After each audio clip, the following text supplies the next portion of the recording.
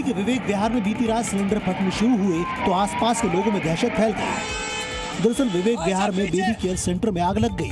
आग लगने से वहां रखे सिलेंडर फटने लगे। थोड़ी देर में आग इमारत में फैल गई और वहां भर्ती 6 मासूम बच्चों की जान चली गई।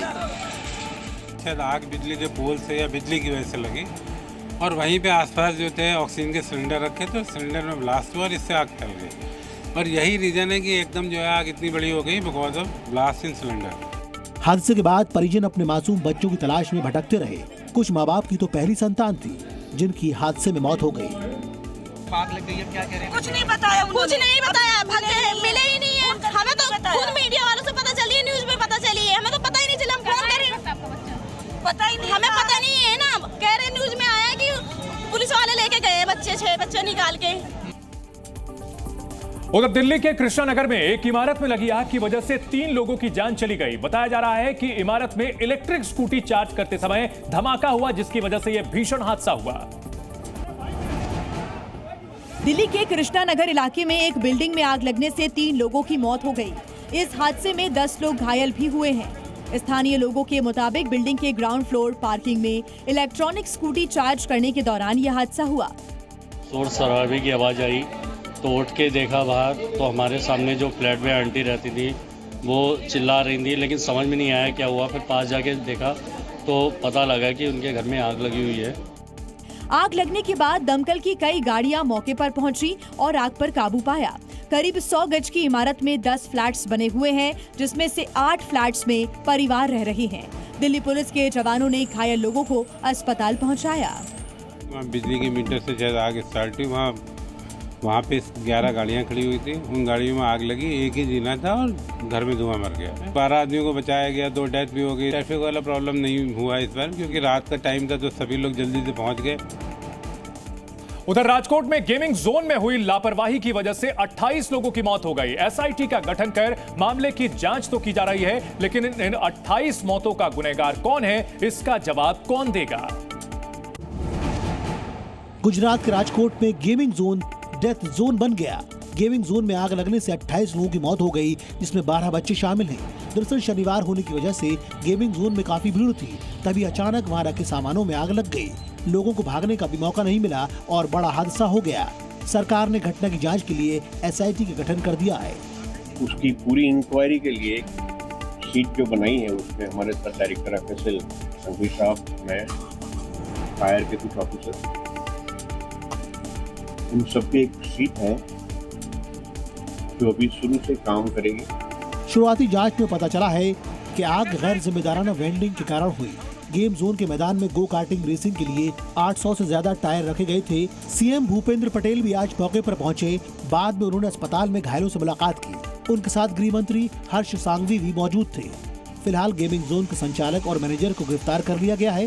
पुलिस की तफ्तीश जारी है।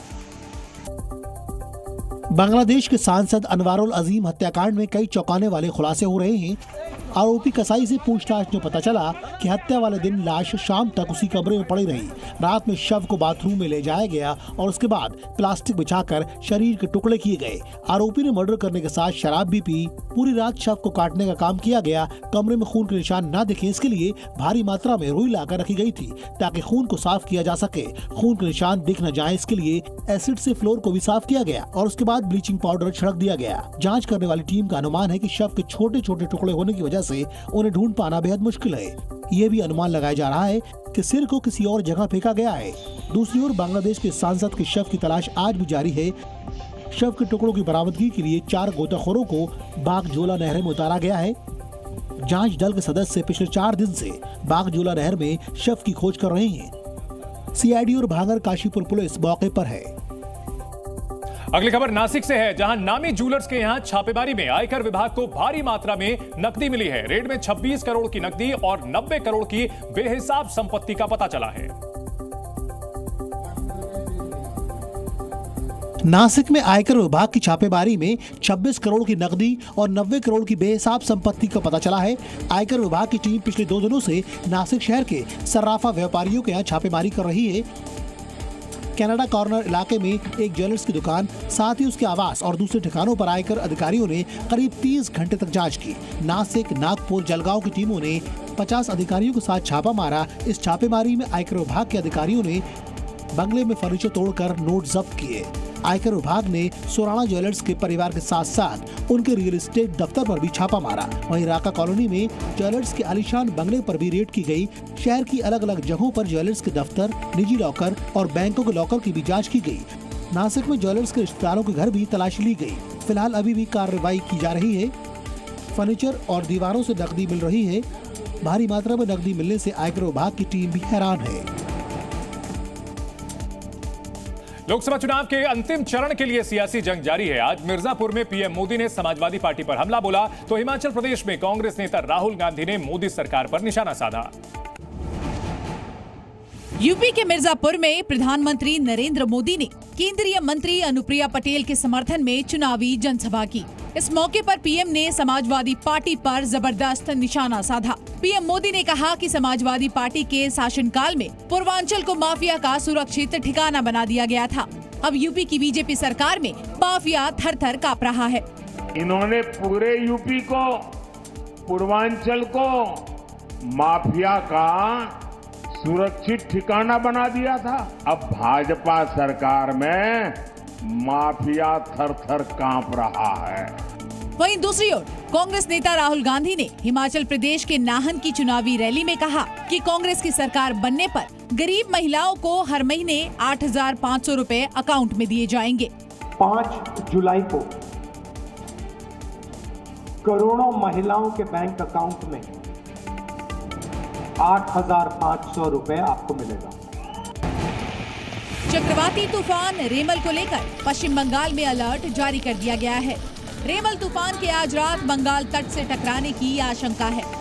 अभी ये बांग्लादेश के मंगला से 300 किलोमीटर और दीघा से 390 किलोमीटर दूर है।